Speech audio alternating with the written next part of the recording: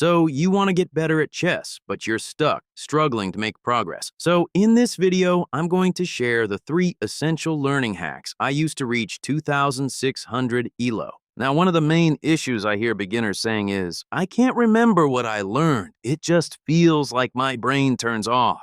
You've started playing chess and realized how difficult it can be to put the pieces of the puzzle together. You feel like you learned something one day, and then you go to use it, and it's just completely vanished from your brain. This video is going to fix that. So first of all, what is learning? A basic example to think of it is this. Imagine I hold up a stick and whack you on the head, and then I hold up the stick again. If you just sit there and let yourself get hit again, you're an idiot. But if the second time you duck, that means you have learned. You saw the stick. You know what's going to happen, so you respond. Chess is the exact same thing. Let's say you lose a game to the 4-move checkmate, and in the next game, your opponent goes for it again. If you don't defend it this time, you're an idiot. So what you'll start to realize is that there are always patterns, whether it's an opening trap, a tactic, or a strategic plan. Your chess ability hinges on how good you are at seeing what's coming next. When your opponent raises the stick, how fast do you learn to duck? Do you duck the second time around, or do you keep falling for the same tricks over and over again? Improving at chess is all about first being exposed to those patterns through experience, and then learning how to use those patterns, how to respond to them. The faster you can do that, the faster your chess rating will go up. It's that simple. If you've ever watched grandmasters play chess, they actually see the board completely differently to most players. Normal players see the same 64 squares and 32 pieces, but what they don't see is the relationships, the coordination between those pieces. Masters see the board in what's called chunks, which are basically patterns that skilled players will instantly notice. These could be pawn structure patterns like isolated pawns or doubled pawns. It could be about piece coordination, tactics, mating patterns, and grandmasters have thousands of these stored in their mental library through experience. That's how they can look at a position and almost instantly understand the dynamics. They don't have to calculate everything from scratch. When you hear players talk about intuition in chess, what they're really talking about is just pattern recognition that was built through years of experience playing the game.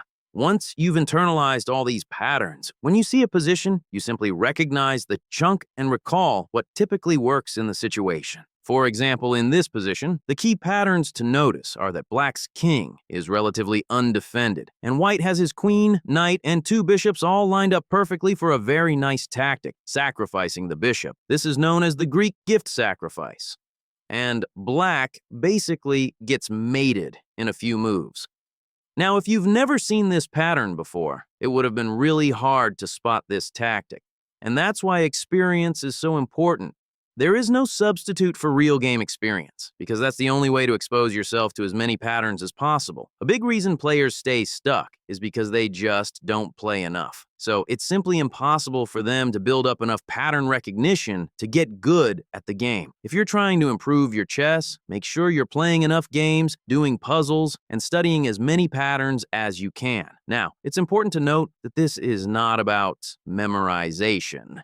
If you tried to memorize every possible pattern in chess, your brain would explode. You can't do it. Instead of memorizing, seek to understand the why behind each move. So back to the Greek gift example. The reason it works is because we have all the pieces in the right squares, and Black doesn't have enough defenders around his king. So it's thinking about what actually makes a move effective and why I would be using it, not just, I know this pattern, so I'm going to try and do that no matter what.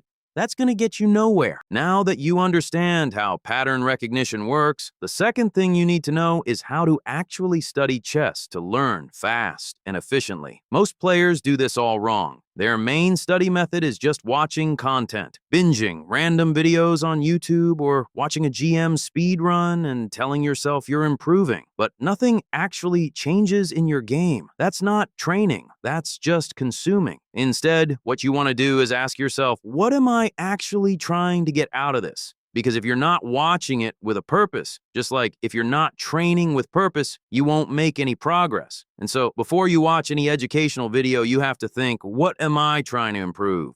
What specific problem am I trying to solve? Just because you see a new trending video doesn't mean you have to watch it, because it's probably going to lead you to more confusion and overwhelm than answers. So let's say you struggle to play against super aggressive opponents. Go find material on defense. If you keep losing to a specific opening, study it until you've figured it out. But when you watch a video or pick up a book with no real purpose and you're just pretending to learn, then you're actually just entertaining yourself. And that's fine. You're allowed to entertain yourself, but you won't be getting better. You won't actually be learning something from this video and then being able to apply it at a later stage. And you can take in as much knowledge as you want, but if you can apply it, it doesn't matter. If your goal is to improve fast, watching a ton of content is usually a waste of time and even counterproductive, because it's so easy to get overwhelmed and drown in the sea of endless information available. Especially if you're a busy adult improver as well. You want to make sure your time is being spent on things that will actually move the needle. So, number 2 is to make sure you are applying what you learn as you go. There's no point gaining knowledge if you don't know when and how to use it in your games.